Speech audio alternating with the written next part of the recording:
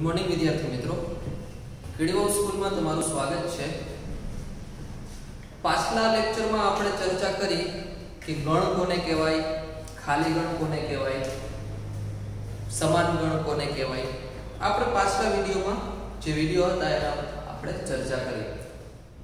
હવે આપણે આગળ ચર્ચા કરીશું ઉપગણ કોને કહેવાય, ઘાત ગણ કોને કહેવાય, સાર્વત્રિક ગણ કોને કહેવાય।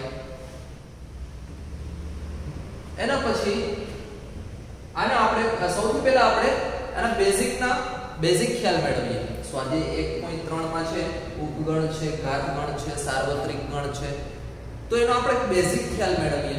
તો સૌપ્રથમ ઉપગણ, તો ઉપગણ કોને કહેવાય, વોટ ઇઝ ઉપગણ?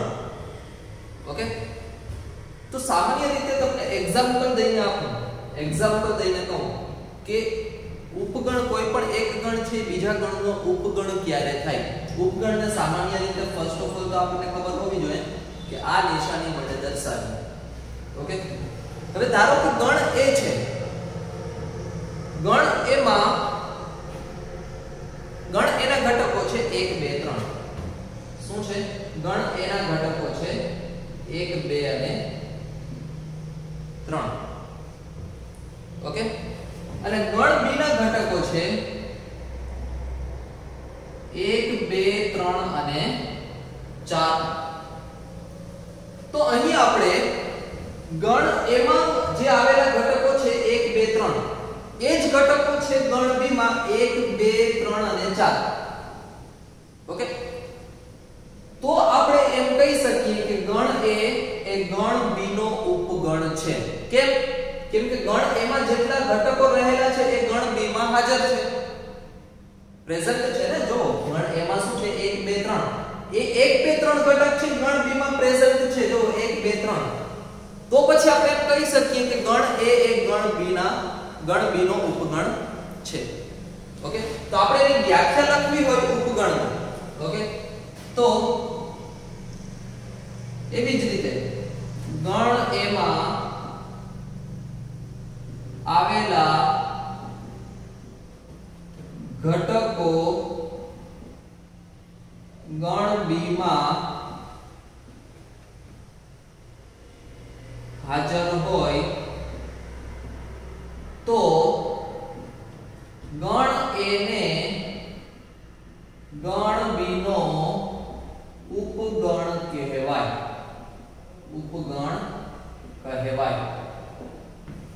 ઓકે, એને આપણે સંજ્ઞા તરીકે દર્શાવશું આવી રીતે।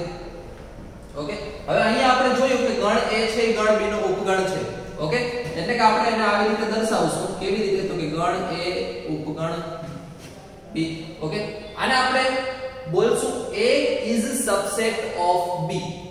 A is subset of B એનો મતલબ એમ કે A છે એ ગણ B નો ઉપગણ છે।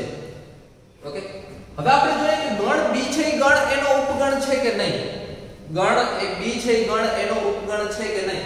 તો જો ગણ B માં શું છે તો કે 1 2 3 અને 4 ચાર ઘટકો છે।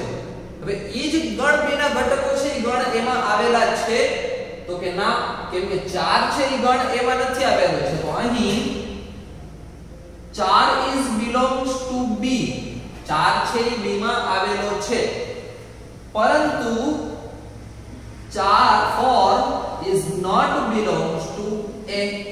4 છે એ B માં આવેલો છે પણ 4 છે એ A માં નથી આવેલો, એટલે કે ગણ B છે એ A નો ઉપગણ ન કહેવાય, કેમ કે 4 છે એ A માં આવેલો નથી। જ્યારે A છે એ B નો ઉપગણ છે કેમ કે A ના બધા જ ઘટકો B માં આવેલા છે, પરંતુ B ના બધા જ ઘટકો A માં આવેલા નથી। તેથી અહીં આપણે લખશું B is not a subset of A। Okay, જો ઉપગણ ન હોય તો એને સંજ્ઞાને આપણે કેવી રીતે દર્શાવશું તો કે આવી રીતે, અને આને આપણે બોલશું B is not a subset of A। Okay, તો એના પછી આપણે થોડાક ઉદાહરણ લઈએ। ઓકે, ગણ A અને ગણ B એ બંને એકબીજાના ઉપગણ ક્યારે થાય? એટલે કે સૌપ્રથમ તો આપણે ખાલી ગણ, જો ખાલી ગણ છે એ બધા જ ગણનો ઉપગણ છે। ખાલી ગણમાં છે કોઈ સંખ્યા આવેલી ન હોય, કોઈ ઘટકની સંખ્યા આવેલી ન હોય એટલે કે આ બાબતની ધ્યાન રાખવાની કે ખાલી ગણ છે એ બધા જ ગણનો ઉપગણ છે ઓકે એના પછી આપણે થોડો બીજો ખ્યાલ મેળવીએ કે ગણ A અને ગણ B એ એકબીજાના ઉપગણ ક્યારે થાય અને બીજી વાત એ પણ યાદ રાખવાની કે કોઈ પણ ગણ છે દાખલા તરીકે ગણ A છે 1 2 3 ઓકે 1 2 and 3 એ પોતા એટલે ગણ A પોતાના જ ઉપગણ કહેવાય કેમ કે ગણ A છે 1 2 3 છે એ 1 2 3 પોતાનો ઉપગણ તો થાય જ ને એટલે કે આપણે આવી રીતે લખી શકીએ કે A is subset of A એટલે કે કોઈ પણ ગણ છે એ પોતાનો ઉપગણ હંમેશા થાય છે ઓકે એના પછી આવે છે કે A અને B કોઈ પણ બે ગણ હોય એકબીજાના ઉપગણ ક્યારે થાય ઓકે તો ધારો કે A માં આવેલું છે A B અને C અને B માં આવેલું છે B C અને D એટલે આપણે એ જોઈ શકીએ કે A છે ABC અને આ છે BCD એટલે કે A ના બધા જ ઘટકો B માં આવેલા છે તો કે ના કેમ કે C છે B અને C આવેલું છે પરંતુ A છે એ B માં આવેલું નથી એટલે કે આ બંને છે એકબીજાના ઉપગણ ન થાય પરંતુ જ્યારે B માં પણ ABC આપેલ હોય B માં પણ ABC આપેલ હોય એટલે કે જો ગણ A ના બધા જ ઘટકો ગણ B માં આવેલા છે ઓકે અને ગણ B ના બધા જ ઘટકો ગણ A માં આવેલા છે ને જો ગણ A છે ABC ગણ B છે ABC એટલે કે ગણ A ના ત્રણે ત્રણ ઘટકો ગણ B માં આવેલા છે અને ગણ B ના બધા જ ઘટકો ગણ A માં આવેલા છે એટલે કે એનો મતલબ શું થયો તમે અહીં જોઈ શકો છો કે અહીં આપણે આમ લખી શકીએ કે A is subset of B અને B is subset of A બંને ગણ એકબીજાના ઉપગણ છે પણ એ ક્યારે થાય બંને ગણ એકબીજાના ઉપગણ ક્યારે થાય તો કે A અને B ની સંખ્યા સમાન હોય એટલે કે A અને B સમાન ગણ હોય સમાન ગણ એટલે આપણે આગળ ભણી ગયા ને કે A અને B સમાન ગણ હોય એટલે કે ઘટકોની સંખ્યા પણ સમાન અને ઘટકો પણ સમાન હોય ત્યારે જ એ એકબીજાના ઉપગણ થાય એટલે કે ગમે ત્યારે આપણને આપેલું હોય કે A સબસેટ B અને B સબસેટ A એનો મતલબ એમ કે એ બંને હંમેશા સમાન ગણ જ હોય A = B હોય ત્યારે જ એ એકબીજાના ઉપગણ થાય ઓકે એના પછી ઘાતગણ ઓકે તો ઘાતગણ માટે ધારો કે કોઈ પણ ગણ છે A એમાં ઘટકો આવેલા છે 1 2 અને 3 ઓકે તો એમાં આવેલા ઘટક ગણ ક્યાં છે તો કે જો એમાં જેટલા ઘટકો છે એના ઉપગણ કેટલા છે તો કે એક ખાલી ગણ છે આનો ઉપગણ હોય જ ઓકે પછી છે 1 છે ઈ પણ આનો ઉપગણ છે પછી છે 2 તો કે આના એના ઉપગણની સંખ્યા કેટલી તો કે એક તો ખાલી ગણ તો કે પછી તો કે 1 પછી 2 પછી 3 એના પછી 1 2 2 3 1 3 અને 1 2 3 એટલે કે ગણ એના ઉપગણની સંખ્યા જો ગણ એના ઉપગણની સંખ્યા સૌપ્રથમ તો ખાલી ગણ છે આની પહેલા મેં કીધું ને કે ખાલી ગણ એ બધા જ ગણનો ઉપગણ હોય એટલે કે ખાલી ગણ છે આનો એનો ઉપગણ થાય એના પછી ગણ એ પણ એનો શું થાય ઉપગણ થાય કેમ કે એ જ એકમાં એ રહેલો છે ઓકે પછી 2 તો કે 2 પણ એમાં રહેલો છે પછી કે 3 તો કે 3 પણ એમાં રહેલો છે એવી જ રીતે 1 2 તો 1 2 પણ આનો ઉપગણ થાય એવી જ રીતે 2 3 તો કે 2 3 પણ આનો ઉપગણ થાય અને એવી જ રીતે 1 3 તો 1 3 પણ આનો ઉપગણ થાય અને 1 2 3 અને 1 2 3 પણ આનો ઉપગણ થાય ઓકે તો આપણે આમ કહી શકીએ કે ગણ એમાં રહેલા ઉપગણની સંખ્યાને ગણ એનો ઘાત ગણ કહેવાય. ગણ એનો શું કહેવાય? ઘાત ગણ કહેવાય. અને ઘાત ગણને આપણે દર્શાવીશું p of a થી. p of a એટલે કે એનો શું થાય? ઘાત ગણ. ઓકે, અને ઘાત ગણને હંમેશા આપણે આવી રીતે લખી શકીએ કે ધારો કે આ ગણ એમાં રહેલા ઘટકોની સંખ્યા કેટલી? એટલે કે નંબર ઓફ a. ગણ એમાં કેટલા ઘટકો રહેલા છે? તો કે 3. નંબર ઓફ a એટલે કે 3 રહેલા છે. તો એના ઘાત ગણની સંખ્યા કેટલી થાય? એટલે કે number of p of a કેટલા થાય?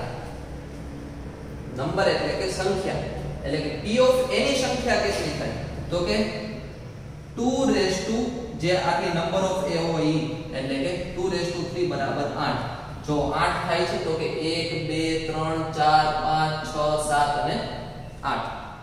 એટલે કે આને આપણે નોર્મલ સૂત્ર બનાવી શકીએ કે જો ગણ એમાં રહેલા ઘટકોની સંખ્યા m હોય, ગણ એમાં રહેલા ઘટકોની સંખ્યા m હોય તો એના ઘાત ગણમાં રહેલા ઘટકોની સંખ્યા કેટલી? તો એના ઘાત ગણની સંખ્યા કેટલી? તો કે 2 રેઝ ટુ m. જો આમાં ગણ એમાં રહેલા ઘટકોની સંખ્યા 3 હતી. ઓકે, તો આપણે 2 ની 3 ઘાત એટલે કે 2 ની 3 ઘાત કરી તો 8 ઘટકો આવ્યા. તો અહીંયા 8 ઘટકો તમે જોઈ શકો છો. એવી જ રીતે ગણ એમાં રહેલા ગમે એટલા ઘટકો હોય તો એના ઘાત ગણની સંખ્યા કેટલી હોય? જો 2 હોય તો 2 સ્ક્વેર થાય, જો 4 હોય તો 2 રેઝ ટુ 4 થાય. એટલા ઘાત ગણ એના થાય. ઓકે, તો ગણ એમાં રહેલા ઉપગણોની સંખ્યાને આપણે શું કહેવાય? એનો ઘાત ગણ કહેવાય. ઓકે, એના પછી આવે છે સાર્વત્રિક ગણ. તો સાર્વત્રિક ગણ દાખલા તરીકે 3 કોઈ પણ 3 ગણ છે a b c અથવા 4 ગણ છે અથવા 2 ગણ છે એટલે કે a b c. ઓકે, તો a b c માં રહેલા બધા જ દાખલા તરીકે અહીં આપણને આપેલું છે a છે 1 2 3, b છે 4 5 6 અને c છે 5 6 અને 7. ઓકે, તો આનો સાર્વત્રિક ગણ શું થાય? તો કે સાર્વત્રિક ગણ આનો થાય 1 2 3 4 5 6 અને 7. એટલે કે ત્રણેય ગણમાં જેટલા ઘટકો છે 1 2 3, આ 1 2 3 પણ આમાં છે, 4 5 6 તો કે 4 5 6 પણ છે અને 5 6 7 તો કે 5 6 7. પછી પુનરાવર્તન થાય છે કે આપણે જોવાનું નહીં. આ ત્રણેય ગણમાં રહેલા ઘટકો છે એ આ ગણમાં આવેલા છે તો એને આપણે શું કહેશું? સાર્વત્રિક ગણ. અને સાર્વત્રિક ગણને કેપિટલ U વડે દર્શાવાય છે. ઓકે, તો એના પછી આપણે આ ત્રણ બાબતની આપણે ચર્ચા કરી એ જ આપણે આ સ્વાધ્યાય 1.3 માં એપ્લાય કરીશું. તો આપણે સ્વાધ્યાય 1.3 ની ચર્ચા કરીએ. એમાં ક્વેશ્ચન નંબર 1 શું છે? તો કે નીચેના વિધાનો સત્ય બને તે રીતે ખાલી જગ્યામાં સબસેટ અથવા ઇઝ નોટ સબસેટ પૂરો. ઓકે, નીચેના વિધાનો સત્ય બને એ રીતે આપણે સબસેટ અને ઇઝ નોટ સબસેટ એપ્લાય કરવાનું છે. તો પહેલું જોઈએ, પહેલામાં શું છે? તો કે 2 3 4 અને બીજો ગણ શું છે? તો કે 1 2 3 4 5. એટલે કે પહેલો ગણ છે એ બીજા ગણનો ઉપગણ છે કે નહીં એ આપણે જોવાનું છે. તો કે પહેલા ગણમાં કેટલા છે? કેટલા સભ્યો છે? 3. કયા કયા? તો કે 2 3 4. ભાઈ 2 3 છે એ બીજામાં આવેલા છે તો કે અહીંયા જોઈએ આપણે તો કે 1 2 3 4 5. તો જો અહીંયા 2 3 4 આવેલા છે એટલે કે 1 2 3 છે 1 2 3 4 5 નો સબસેટ થાય. કેમ કે જો આમાં જેટલા ઘટકોની સંખ્યા રહેલી છે એ આમાં પ્રેઝન્ટ છે 2 3 અને 4. એટલે કે આમાં શું હશે? ઇઝ સબસેટ ઓફ 1 2 3 4 અને 5. એના પછી છે a b c અને બીજામાં છે b c d. હવે અહીં આપણે જોઈએ કે a b c છે, a b c ઈ આમાં બધાય આવેલા છે તો કે b c આવેલો છે પરંતુ a નથી આવેલો. જો a is belongs to a b c, a is belongs to a b c but a is not belongs to b c d. આને આપણે લખી શકીએ કે a is belongs to a b c પરંતુ a is not belongs to b c d. એનો મતલબ શું થયો? a b c ના બધા જ ઘટકો છે એ b c d માં આવેલા નથી. જો b c આવેલું છે પરંતુ a નથી આવેલું. એટલે કે ABC છે એ BCD નો સબસેટ થાય નહીં, એટલે કે અહીં શું આવશે is not subset of A. એના પછી છે ત્રીજું x કે જ્યાં x એ તમારી શાળાનો ધોરણ 11 નો વિદ્યાર્થી છે. ઓકે, શું છે કે x એ તમારી શાળાનો ધોરણ 11 નો વિદ્યાર્થી છે અને અહીં શું છે x કે જ્યાં x એ તમારી શાળાનો વિદ્યાર્થી છે. હવે ધોરણ 11 નો વિદ્યાર્થી હોય, આપણી શાળા હોય, એનો ધોરણ 11 નો વિદ્યાર્થી હોય, એ આપણી શાળાનો વિદ્યાર્થી તો હોય જ ને. એટલે કે એનો મતલબ એમ કે આપણી શાળામાં રહેલા ધોરણ 11 ના વિદ્યાર્થીઓની સંખ્યા છે એ આપણી શાળાના કુલ વિદ્યાર્થીઓની સંખ્યામાં તો હોય જ, આવેલી જ હોય ને. તો ધોરણ x કે જ્યાં x એ તમારી શાળાનો ધોરણ 11 નો વિદ્યાર્થી છે, એ x એ તમારી શાળાનો વિદ્યાર્થીમાં આવી જ જાય ઓલરેડી. ઓકે, તેથી આમાં શું આવશે is a subset of. એના પછી x કે જ્યાં x સમતલમાં વર્તુળ છે અને x કે આ જ સમતલનું એક એકમ ત્રિજ્યા વાળું વર્તુળ છે. તો આ જે સમતલમાં જેટલા વર્તુળ આવેલા છે એ જરૂરી નથી કે એક એકમ ત્રિજ્યા વાળા વર્તુળ જ હોય. સમતલમાં તો બે ત્રિજ્યા વાળો પણ હોય, ત્રણ ત્રિજ્યા વાળો પણ હોય, ચાર ત્રિજ્યા વાળો પણ હોય, એ આપણે નક્કી ન કરી શકીએ. પણ અહીં શું છે કે x એ આ જ સમતલનું એક ત્રિજ્યા વાળું વર્તુળ છે. તો એક ત્રિજ્યા, આ સમતલમાં જે વર્તુળોની સંખ્યા છે એ જરૂરી નથી કે એક ત્રિજ્યા વાળા જ હોય. સમતલમાં તો ગમે એટલી વાળી ત્રિજ્યા વાળા હોય ને, તો ગમે એટલી ત્રિજ્યા વાળા વર્તુળ છે એ એક ત્રિજ્યા વાળા વર્તુળમાં સમાવી ન શકાય. તો આમાં શું આવશે is not a subset of. Okay, એના પછી પાંચમું x કે જ્યાં x એ સમતલમાં ત્રિકોણ છે. ઓકે, x કે જ્યાં x એ સમતલમાં ત્રિકોણ છે અને એના પછી x કે જ્યાં x એ સમતલમાં લંબચોરસ છે. ઓકે, એટલે કે સમતલમાં જે ત્રિકોણ છે અને આ સમતલમાં લંબચોરસ છે. ઓકે, તો ત્રિકોણ અને લંબચોરસનો તો થાય જ નહીં, કેમ કે આ ત્રિકોણ છે અને ત્રિકોણ છે એ લંબચોરસ ન હોય કોઈ દિવસ. ઓકે, તો અહીં પણ શું આવશે is not a subset of. Okay, છઠ્ઠું x એ સમતલમાં સમબાજુ ત્રિકોણ છે. ઓકે, અને જ્યાં x એ આ જ સમતલનો ત્રિકોણ છે. ઓકે, સમતલમાં જે સમબાજુ ત્રિકોણ હોય, સમતલનો ત્રિકોણ હોય જ. ઓકે, સમતલનો પછી સમતલમાં તો કોઈ પણ ત્રિકોણ આવી શકે ને, સમબાજુ હોય, વિષમબાજુ હોય, સમદ્વિબાજુ હોય, વિષમદ્વિબાજુ હોય, એટલે ગમે તે ત્રિકોણ આવી શકે. તો એ સમતલમાં સમબાજુ ત્રિકોણ છે એ સમતલના ત્રિકોણમાં આવેલું જ હોય. ઓકે, તો આમાં શું આવશે તો કે is a subset of. Okay, એના પછી સાતમું આપેલું છે x એ યુગ્મ પ્રાકૃતિક સંખ્યા છે. શું છે? x છે યુગ્મ પ્રાકૃતિક સંખ્યા છે. એટલે કે જો આમાં શું આવશે, આમાં કયા કયા ઘટકો આવશે? યુગ્મ પ્રાકૃતિક સંખ્યા. ઓકે, એટલે કે યુગ્મ પ્રાકૃતિક સંખ્યા એટલે કે 2 4 6 8 up to dot dot infinite. Okay, અને x એ પૂર્ણાંક સંખ્યા છે. તો પૂર્ણાંક સંખ્યામાં કઈ કઈ આવે તો કે -ઇન્ફાઇનાઇટ થી -3 -2 -1 0 1 2 3 4 up to dot dot infinite. Okay, એટલે કે -ઇન્ફાઇનાઇટ થી +ઇન્ફાઇનાઇટ માં 2 4 6 8 આવેલા જ હોય. કેમ કે જો અહીંયા 2 4 પછી આગળ આવશે 6 8 10 એમ ઇન્ફાઇનાઇટ સુધી ચાલતું રહે. તો યાનો શું થાય? સબસેટ. કેમ કે આ બધા જ ઘટકો છે આમાં પ્રેઝન્ટ હશે, આમાં હાજર હોય, એનો શું થાય? સબસેટ થાય. એના પછી ક્વેશ્ચન નંબર 2, નીચેના વિધાનો સત્ય છે કે અસત્ય તેની ચકાસણી કરો. ઓકે, પહેલું શું આપેલું છે તો કે AB ગણ AB is not subset of BCA. હવે આમાં શું છે જોવો, આ A અને B છે એ બીજા ગણમાં આવેલા છે તો કે હા. પછી આમાં ક્રમ મેટર નથી કરતો, આપણે પહેલા જેમ કીધું ને, આ ક્રમ આડા અવડા હોય તો ચાલે. ઓકે, A અને ખાલી એટલું જ જોવાનું કે A અને B છે બીજા સેટમાં પ્રેઝન્ટ છે કે નહીં. તો જો અહીંયા A તો કે અહીંયા A પ્રેઝન્ટ છે, B તો કે B પણ પ્રેઝન્ટ છે. તો આ બંને ઘટકો છે એ આ સેટમાં પ્રેઝન્ટ છે, ગણમાં પ્રેઝન્ટ છે. ઓકે, તો આમાં શું આવે? સબસેટ આવે. is not subset નો આવે કેમ કે અહીંયા બંને પ્રેઝન્ટ છે. તો આપેલ વિધાન કેવું છે? અસત્ય છે. કારણ મેં તમને કહી દીધું. બીજું a અને e અને પછી અહીં શું છે તો કે x એ અંગ્રેજી મૂળાક્ષરો પૈકીનો સ્વર છે. તો આને આપણે લખીએ, આ તો a e છે, આને આપણે યાદીની રીતે લખીએ તો યાદીની રીત શું કહે છે x એ અંગ્રેજી મૂળાક્ષરોનો પૈકીનો એક સ્વર છે. તો સ્વર કેટલા છે તો કે a e i o u. કેટલા છે તો કે a e i o u. હવે જો a e છે એ આમાં પ્રેઝન્ટ છે તો કે હા a અને e આ બંને ઘટકો બીજા સેટમાં પ્રેઝન્ટ છે.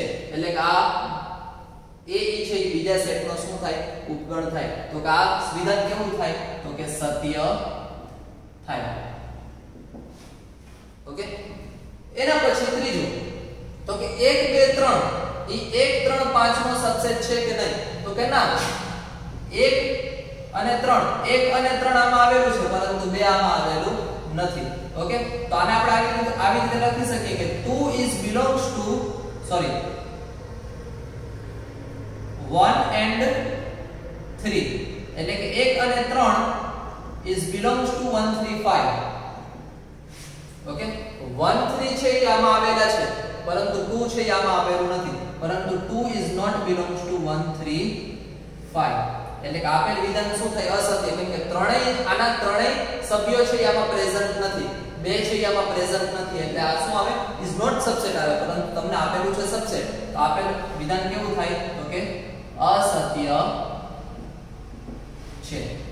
એના પછી ચોથું તો કે ચોથામાં શું છે a ગણ a છે. શું છે ગણ a is subset of a b c. તો કે છે ગણ a છે આનો સબસેટ થાય કેમ કે આમાં રહેલા જે સંખ્યા છે એ બીજા ગણમાં પ્રેઝન્ટ છે જ. એટલે કે આ શું થાય સત્ય છે. એના પછી ગણ a is belongs to ગણ a b c. જો અહીંયા belongs to છે સબસેટ નથી. belongs to એટલે શું થાય કેમ કે જે ગણ છે એ ગણના ઘટક છે ઈ belongs to થાય. એટલે કે આ ગણના ઘટકો કયા કયા છે તો કે a b અને c. તો કે a belongs to a b c થાય ગણનો આવે. શું આવે ગણનો આવે. a belongs to a b c થાય, b belongs to a b c થાય અને c belongs to a b c થાય. પરંતુ ગણ a is belongs to ન થાય. belongs to ન થાય. શું આવે set is subset આવે. ગણ શું થાય સબસેટ આવે. પણ belongs to ન થાય કેમ કે આ ઘટક નથી. આ abc નો ઘટક નથી. શું છે ઉપગણ છે. ઘટક હોય એટલે કે અહીંયા સેટ ન હોત તો belongs to થાય. ઓકે. તો અહીંયા શું આવે આ વિધાન અસત્ય છે. એના પછી x કે જ્યાં x એ 6 કરતા નાની યુગ્મ પ્રાકૃતિક સંખ્યા છે. હવે 6 કરતા નાની યુગ્મ પ્રાકૃતિક સંખ્યા કઈ કઈ આવે તો કે 2 અને 4. 2 અને 4 છે એ 6 કરતા નાની. 6 કરતા નાની એટલે કે 2 અને 4. એના પછી આ subset is subset of x એ 36 નો અવયવ હોય તેવી પ્રાકૃતિક સંખ્યા છે. હવે 36 ના અવયવ કયા તો કે 1 2 18 * 36 થાય ને 2 * 18 36 12 * 36. ઓકે. 9 ચોક 4 નવા 36 પછી છાયા છાયા 36 પછી 9 ચોક 36. ઓકે. એના પછી 12 * 36 એના પછી 18 દુ 36 અને 36 એકુ 36. તો કે 2 4 છે આમાં આવેલા છે તો કે હા 2 4 છે આમાં ઓલરેડી પ્રેઝન્ટ છે. તો આપેલ વિધાન શું થાય સત્ય છે. ઓકે. એના પછીનો આપણે ક્વેશ્ચન જોઈએ તો કે ક્વેશ્ચન નંબર 3 a બરાબર 1 2 3 4 5. હવે ધ્યાનથી જોજો આ 3 4 શું થાય 3 4 એ આનો સભ્ય થાય ઘટક થાય. ઓકે. તો નીચેના પૈકી કયા વિધાનો અસત્ય છે અને શા માટે. ઓકે. તો આપણે થોડી ડીપમાં ચર્ચા કરતા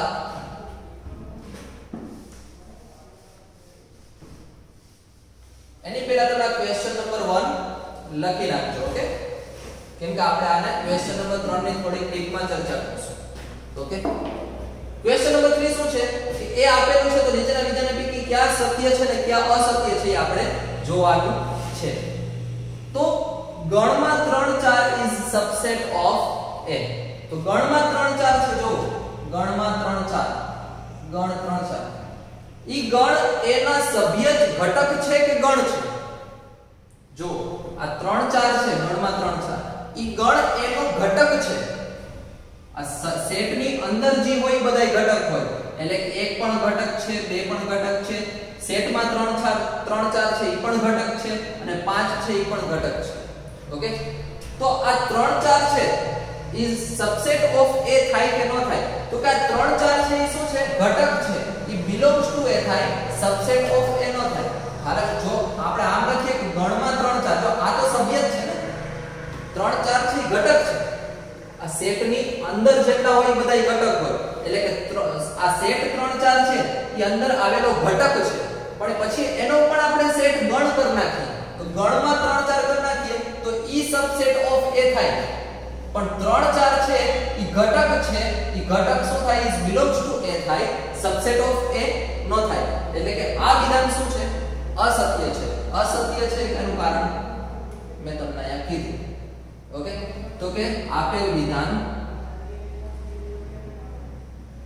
અસત્ય છે. અસત્ય છે કેમ? કેમ કે 3 4 is belongs to a થાય, પરંતુ 3 4 છે is not a subset of a થાય. કેમ કે 3 4 છે, ગણમાં 3 4 આવેલું છે, એ ઘટક છે. ઓકે, બીજું 3 4 is belongs to a.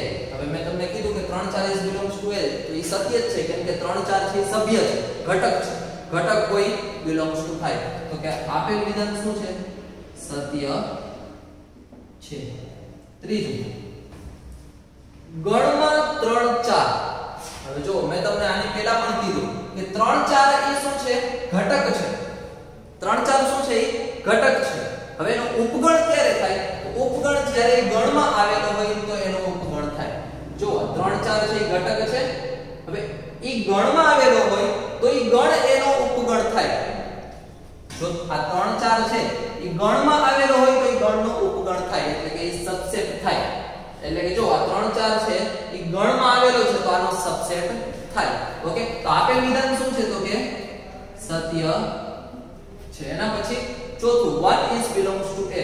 તો કે 1 છે આનો સભ્ય છે. ઓકે, સભ્ય છે ઈ belongs to હોય છે. ઓકે, તો આપેલ વિધાન પણ સત્ય છે. 1 is subset of a. તો કે 1 is subset of a નો થાય. કેમ કે 1 છે એ સભ્ય છે. જો અહીંયા સેટમાં હોત, જો સેટમાં ગણમાં હોત તો એ સબસેટ ઓફ a થાય. કેમ કે જો 1 is belongs to a, કેમ કે 1 is subset of a નો થાય. ઓકે, જ્યારે આપણે આ ગણમાં લખીએ તો એ સબસેટ ઓફ a થાય. ઓકે, પણ અહીં શું છે? a એ સેટમાં નથી, ગણમાં નથી લખેલું, એટલે કે એ સબસેટ નો થાય. તો આપેલ વિધાન શું છે? અસત્ય છે. એના પછી 1 2 5 ગણમાં. હવે ગણમાં 1 2 5 છે. જો 1 2 5 ઈ ઘટકો છે. 1 2 5 ઈ ગણ એના ઘટકો છે. પરંતુ આપણે એને ગણમાં લખી નાખીએ તો એનો ઉપગણ થઈ જાય ને. તો કે 1 2 5 છે ઈ આનો ઉપગણ છે. ઓકે, તો આપેલ વિધાન શું થાય? તો કે સત્ય છે. ઓકે, એના પછી 1 2 5 is belongs to a. belongs to ન થાય કેમ કે આ ઘટકો નથી. 1 2 5 1 2 5 is belongs to થાય, પરંતુ એ સેટમાં આવી જાય તો એ સેટ થાય, belongs to ન થાય. તો આપેલ વિધાન શું થાય? અસત્ય છે. એના પછી 1 2 3. તો કે 1 છે, જો હું તમને અહીં લખીને બતાડું છું કે અહીં 1 છે તો 1 is belongs to a. Okay, 2 છે તો કે 2 is belongs to a. એના પછી શું છે? 3. તો 3 છે એ તો સેટમાં છે ને, તો 3 is not belongs to a. કેમ કે 3 છે એ સેટમાં છે, સેટમાં લખીએ તો એ belongs to a થાય. કેમ કે ગણમાં છે જે છે એ ઘટક છે. ઓકે, તો આ 1 2 3 છે, સોરી, હા 1 2 3 છે યાનો સબસેટ ન થાય. ઓકે, તેથી આપેલ વિધાન શું થાય? હવે આપણે આ 1 કરીએ ને તો આ 1 થાય એ સબસેટ થાય, 2 થાય એ પણ સબસેટ થાય. ઓકે, ખાલી આપણે એમને 1 લખીએ તો એ આનો સબસેટ ન થાય. એ શું થાય? ઇઝ બિલોંગ્સ ટુ થાય. શું થાય? બિલોંગ્સ ટુ થાય. આપેલ વિધાન શું છે? અસત્ય છે. ઓકે, હવે 5 છે. 5 ઇઝ બિલોંગ્સ ટુ A. તો આગળ મેં જેમ કીધું તમને કે ખાલી ગણ એ બધા જ ગણનો ઉપગણ છે. શું છે? ખાલી ગણ એ બધા જ ગણનો ઉપગણ છે, બિલોંગ્સ ટુ ન થાય. ઓકે, શું થાય? ખાલી ગણ એ બધા જ ગણનો ઉપગણ થાય. એટલે કે આપેલ વિધાન શું છે? અસત્ય છે. અને આપેલ વિધાન શું છે? તો કે સત્ય છે. કેમ કે ખાલી ગણ એ બધા જ ગણનો ઉપગણ થાય. ઓકે, હવે ખાલી ગણનો પણ ઉપગણ કરીએ તો એ તો કઈ સત્ય છે જ નહીં ને. કેમ કે ખાલી ગણ આનો ઉપગણ થાય. ખાલી ગણનો પણ ઉપગણ કરીએ તો એ એમાં ન આવે. તો આપેલ વિધાન શું થાય? અસત્ય છે. ઓકે, એના પછી ક્વેશ્ચન નંબર 4, નીચે આપેલા ગણોના તમામ ઉપગણો લખો. નીચે આપેલા ગણોના તમામ ઉપગણો. તો આના ઉપગણ છે તો સૌપ્રથમ તો આપણને ખબર છે કે ખાલી ગણ છે એ બધાય ગણનો ઉપગણ છે. એટલે કે કોઈ પણ ગણ હોય તો એનો ખાલી ગણ છે એનો ઉપગણ તો થાય જ. અને બીજો શું થાય? તો કે એ ગણમાં એ છે આનો ઉપગણ થાય છે. બીજા કોઈ આવે તો કે ના, એક ખાલી ગણ આવે અને એક શું આવે? ગણ એ. ઓકે, બીજામાં શું આવશે? એક ખાલી ગણ તો આવશે જ. ખાલી ગણ છે બધાયનો ઉપગણ હોય. પછી શું આવશે? ગણ એ. ગણ એ છે આનો ઉપગણ છે. કેમ કે આમાં રહેલા સભ્યોની સંખ્યા આમાં છે. ઓકે, ગણ એ છે આ AB નો ઉપગણ થાય. પછી શું થાય? તો કે B, ગણ B પણ આનો ઉપગણ થાય. પછી શું આવે? તો કે ગણ AB પણ આનો ઉપગણ થાય. ઓકે, તો ગણ AB ના ઉપગણોની સંખ્યા કેટલી આવી? તો કે 4. ઓકે, સૌપ્રથમ તો ખાલી ગણ છે એનો ઉપગણ થાય. એના પછી ગણ A થાય, પછી ગણ B થાય અને ગણ AB પણ આનો ઉપગણ થાય. હે ને? જો હવે તમે આમ લખી શકો કે ગણ A is subset of AB, ગણ B is subset of AB અને ગણ AB is subset of AB લખી શકીએ ને આપણે. ઓકે, તો એવી રીતે આના ઉપગણો લખવાના. હવે 1 2 3 ના લખીએ આપણે. ઓકે, તો 1 2 3 ના ઉપગણ કેટલા? તો કે 1 સૌપ્રથમ તો ખાલી ગણ આવશે. ઓકે, એના પછી 1, એના પછી 2, એના પછી 3, એના પછી 1 2, એના પછી 2 3, એના પછી 2 3, પછી એના પછી 1 3 અને એના પછી 1 2 3. તો કે આના ઉપગણની સંખ્યા કેટલી? તો કે ફર્સ્ટ ઓફ ઓલ તો ખાલી ગણ, પછી 1, પછી 2, પછી 3, પછી 1 2 2 3 1 3 અને 1 2 3. ઓકે, હવે ખાલી ગણના ઉપગણની સંખ્યા કેટલી? તો ખાલી ગણનો જ ઉપગણ હોય. ઓકે, ખાલી ગણ હોય, ખાલી ગણનો જ ઉપગણ હોય, એના સિવાય એનો કોઈ ઉપગણ ન હોય. ઓકે, એના પછી ક્વેશ્ચન નંબર 5, જો A બરાબર 5 હોય તો Pn એ કેટલા ઘટકો હશે? એટલે કે ઘાત ગણ. મેં કીધું તું ને કે નંબર ઓફ A અહીંયા કેટલા છે? A માં રહેલા ઘટકોની સંખ્યા કેટલી? તો કે 5. એટલે કે ઘટકો એક પણ ન હોય. ઘટકો એક પણ ન હોય એટલે એની સંખ્યા કેટલી થાય? ઘટકોની સંખ્યા 0 થાય. કેમ કે અંદર જે ખાલી ગણમાં હોય, ખાલી ગણમાં એક પણ ઘટક ન આવેલું હોય, ખાલી જ હોય. ઓકે, એટલે કે એમાં ઘટકોની આમાં રહેલા ઘટકોની સંખ્યા કેટલી? આમાં 0 નો આવ્યો તો પછી ઘટકોની સંખ્યા 1 થઈ જાય. આમાં એક પણ ઘટક આવેલું જ નથી એટલે કે નંબર ઓફ A શું થઈ જાય? 0. એટલે P ઓફ A નું મેં શું કીધું હતું? 2m. એટલે કે 2 શું થશે? 0. તો 2 ઇઝ ઇક્વલ ટુ કેટલા થાય? 1. એટલે કે એના ઘાત ગણની સંખ્યા કેટલી થાય? તો કે 1. એટલે કે ખાલી ગણનો ઉપગણ કેટલા થાય? 1. ઓકે, એટલે કે 2 બરાબર એ નંબર ઓફ A જેટલા હોત અહીંયા 2 હોત તો 2 આવે. ઓકે, હવે એના પછી ક્વેશ્ચન નંબર 6, નીચેનાને અંતરાલ સ્વરૂપે લખો. ઓકે, હવે અંતરાલ સ્વરૂપે લખતા પહેલા આપણે થોડુંક અંતરાલનું જ્ઞાન મેળવી લઈએ. ઓકે, તો અંતરાલ સ્વરૂપે લખતા પહેલા હવે તમને કોઈ પણ એક કન્ડિશન આપેલી છે, ધારો કે 1 < ધેન ઓર ઇક્વલ 4. ઓકે, તો આપણે આને અંતરાલ સ્વરૂપે લખશું 1 અને 4. હવે આને આપણે કહીશું વિવૃત અંતરાલ, આને આપણે કહીશું સમવૃત અંતરાલ. ઇંગ્લિશમાં આપણે બોલશું આને ઓપન ઇન્ટરવલ, આને આપણે બોલશું ક્લોઝ ઇન્ટરવલ. ઓકે, હવે એનો મતલબ શું થાય હું તમને કહું. ઓપન ઇન્ટરવલ હોય એનો મતલબ એમ કે પહેલા તો આપણને એટલી ખબર હોવી જોઈએ કે આનો મતલબ એમ કે x ની વેલ્યુ શું થાય તો કે 1 અને 4 ની વચ્ચે હોય. x ની વેલ્યુ ક્યાંથી ક્યાં હોય તો કે 1 અને 4 ની વચ્ચે હોય. હવે આપણે નક્કી કરવાનું એ છે કે 1 અને 4 આવશે કે નહીં, 1 અને 4 આવશે કે નહીં. તો કે જો અહીંયા ઇક્વલ ટુ નથી એટલે કે 1 નહીં આવે, less than or equal to નથી એટલે કે અહીંયા 1 નહીં આવે. 1 ન આવે તો અહીંયા શું આવશે ઓપન ઇન્ટરવલ. ઓકે, અહીંયા less than or equal to છે એટલે કે એનો મતલબ એમ કે 4 પણ એમાં એડ થશે એટલે કે અહીંયા આપણે શું થશે અહીંયા ક્લોઝ ઇન્ટરવલ એડ કરશું. આનો મતલબ એમ થયો કે આ જો આપણે અંતરાલ લખ્યો છે એનો મતલબ એમ થયો કે 1 અને 4 ની વચ્ચેની સંખ્યા, 1 અને 4 ની વચ્ચેની સંખ્યા, ઓકે, જેમાં 1 નહીં આવે પરંતુ 4 આવશે. ઓકે, એટલે કે આને આવી રીતે લખી શકીએ 2 3 અને 4. ઓકે, 4 આવશે પરંતુ 1 નહીં આવે કેમ કે ઓર ઇક્વલ ટુ હાજર નથી. તો આને આપણે અંતરાલ સ્વરૂપે લખશું. ઓકે, તો પહેલું છે x કે જ્યાં x belongs to r -4 less than x less than or equal 6. તો આને અંતરાલ સ્વરૂપે લખવું હોય તો ફર્સ્ટ ઓફ ઓલ તો આપણને ખબર હોવી જોઈએ કે x ની સંખ્યા ક્યાંથી ક્યાંની હોય કે -4 અને 6 ની વચ્ચે હોય. શું હોય? -4 અને 6 ની વચ્ચે. હવે ક્યાં ક્લોઝ ઇન્ટરવલ આવશે અને ક્યાં ઓપન ઇન્ટરવલ આવશે? તો કે અહીંયા -4 છે લેસ ધેન ઓર ઇક્વલ નથી એટલે કે અહીંયા -4 નહીં આવે તો અહીંયા શું આવશે ઓપન ઇન્ટરવલ.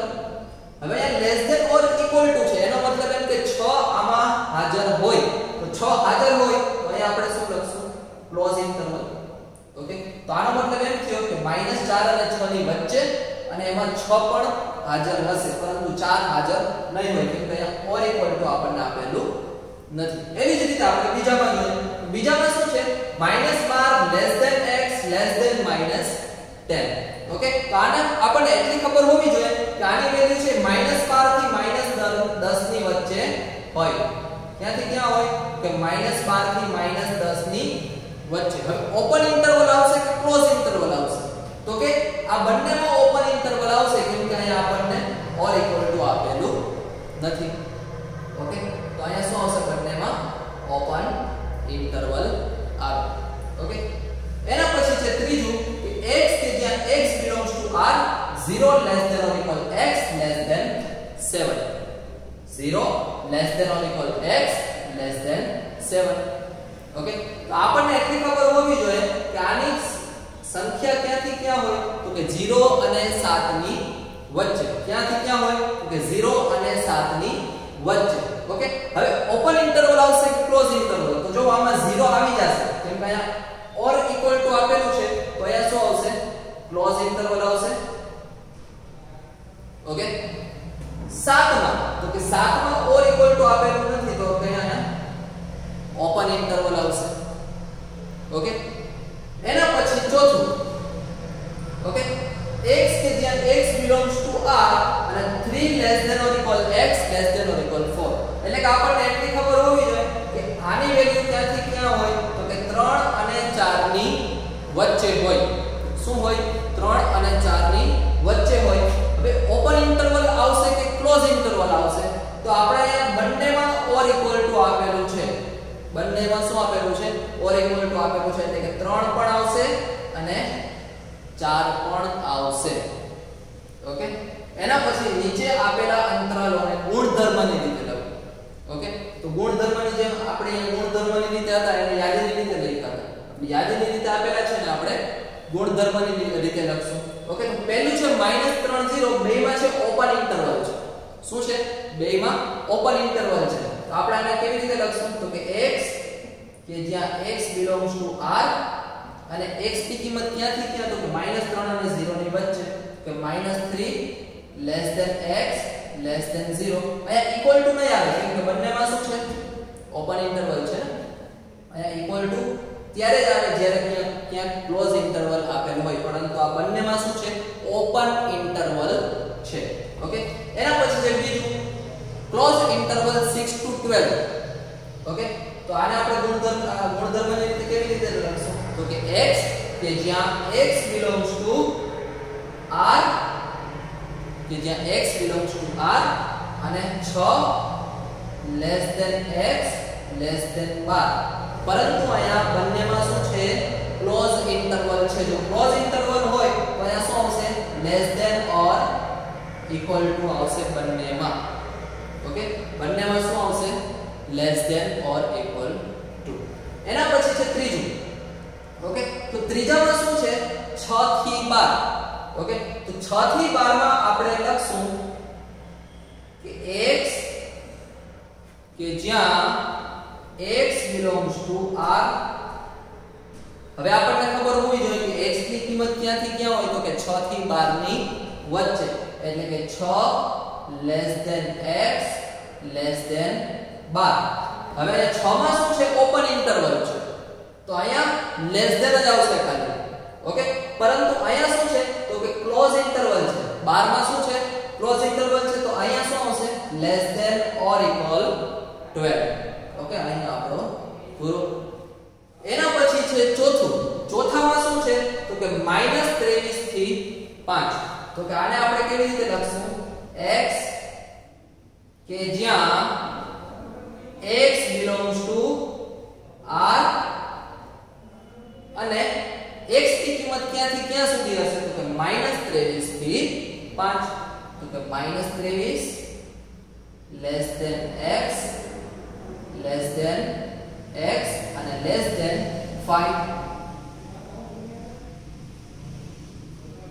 ઓકે, પરંતુ અહીંયા 23 છે, અહીંયા શું છે? ક્લોઝ ઇન્ટરવલ છે, તો અહીંયા શું આવશે? લેસ ધેન ઓર ઇક્વલ આવશે. અને 5 માં શું છે? તો કે 5 માં ઓપન ઇન્ટરવલ છે, તો 5 માં જો ઓપન ઇન્ટરવલ હોય તો 5 માં શું આવશે? ખાલી લેસ ધેન જ આવશે. ઓકે, તો આ છે આપણી ગુણધર્મની રીત. તો ગુણધર્મની રીતે શું હોય? ઓપન ઇન્ટરવલ હોય ત્યાં ખાલી લેસ ધેન આવે, ક્લોઝ ઇન્ટરવલ હોય ત્યાં શું આવશે? Less than or equal to. Okay, એના પછી છે ક્વેશ્ચન નંબર 8 કે નીચેના વિધાનો માટે તમે કયા ગણને સાર્વત્રિક ગણ તરીકે પસંદ કરશો? એટલે કે સાર્વત્રિક ગણ એટલે મેં શું કીધું હતું? જેટલા પણ તમને ગણ આપેલા હોય બધી જ ગણના ઘટકોની સંખ્યા સાર્વત્રિક ગણમાં હાજર હોવી જોઈએ. ઓકે, તો પહેલો જો શું છે? કાટકોણ ત્રિકોણોનો ગણ. તો કાટકોણ ત્રિકોણોનો ગણ છે. હવે આપણે એવી કઈ સંખ્યા લેશું અથવા કયો ગણ એવો લેશું કે જેમાં કાટકોણ ત્રિકોણ બધાય આવી જાય? એટલે કે સમતલમાં રહેલા ત્રિકોણોનો સમૂહ લઈએ આપણે. ઓકે, સમતલમાં રહેલા ત્રિકોણોનો સમૂહ. હવે સમતલમાં રહેલા ત્રિકોણોનો સમૂહ લઈએ એમાં કાટકોણ ત્રિકોણ બધાય આવી જ જાય.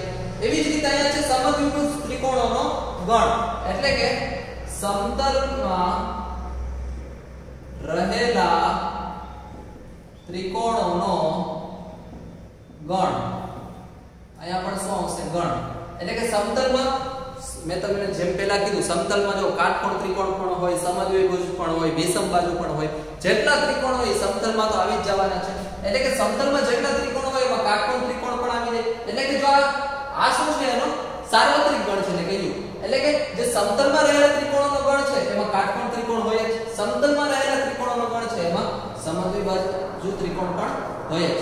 ઓકે, એના પછી છે ક્વેશ્ચન નંબર 9. તો ક્વેશ્ચન નંબર 9 માં શું છે? તો કે A માં છે 1 3 5, B માં છે 2 4 6 અને C માં છે 0 2 4 6 8. હવે એનો સાર્વત્રિક ગણ આપેલ ગણ છે, તો આ ત્રણ ગણ A B અને C માટે નીચેનામાંથી કયા ગણને સાર્વત્રિક ગણ તરીકે લઈ શકીએ?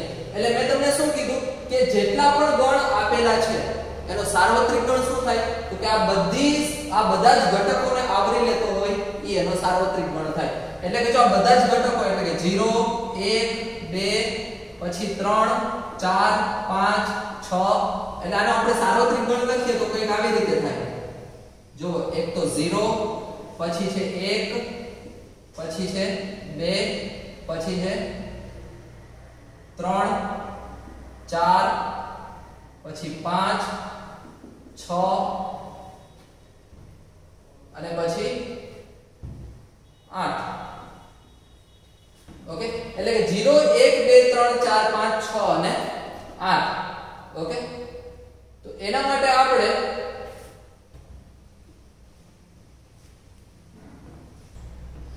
હવે આપણે આનો સાર્વત્રિક ગણ લીધો. શું લીધો? તો કે જો મેં શું કીધું, a b અને c ના બધા જ ઘટકો આવરી લેવું જોઈએ. એટલે કે 0, પછી 1 2 3, એટલે કે 1 3 5 છે એ પણ આવી ગયા. એના 2 4 6, તો કે 2 4 6. b ના પણ બધા જ આવી ગયા. c 0 2 4 6 8, તો કે c માં 0 2 4 6 અને 8, તો c ના પણ બધા આવી ગયા. એટલે કે a b અને c ના બધા જ ઘટકો આવરી લેતો હોય તેવા ગણને આપણે સાર્વત્રિક ગણ કહેશું. તો હવે આપણને કીધેલું છે કે કયા ગણને સાર્વત્રિક ગણ તરીકે લખી શકાય. તો 1 2 3 અને 4, આ ચારેયમાંથી સાર્વત્રિક ગણ આવો કઈ દેખાય છે તમને? તો કે ના, આપણે આ ચારેય ઓપ્શનમાંથી એકોય આપણને દેખાતો નથી. એનો મતલબ એમ કે આપણે બુકમાં ક્વેશ્ચન ખોટો આપેલો છે. એટલે કે આપણે ત્રીજામાં થોડોક ફેરફાર કરી, એટલે કે આપણે અહીંયાથી 7 ને હટાવી લઈ અને 10 ને હટાવી લઈ અને આપણે ત્રીજા ઓપ્શનમાં થોડોક ફેરફાર કરી અને સાચો જવાબ આપણે એને લખી નાખશું. ઓકે, બુકમાં આપણને ખોટું આપેલું છે, ત્રીજા ઓપ્શનમાં આપણે આનો ફેરફાર કરી અને આપણે એને સાચો જવાબ તરીકે લખી શકીએ. ઓકે, એના પછીના સ્વાધ્યાયમાં આપણે આગળના વિડિયોમાં ચર્ચા કરીશું. Thank you.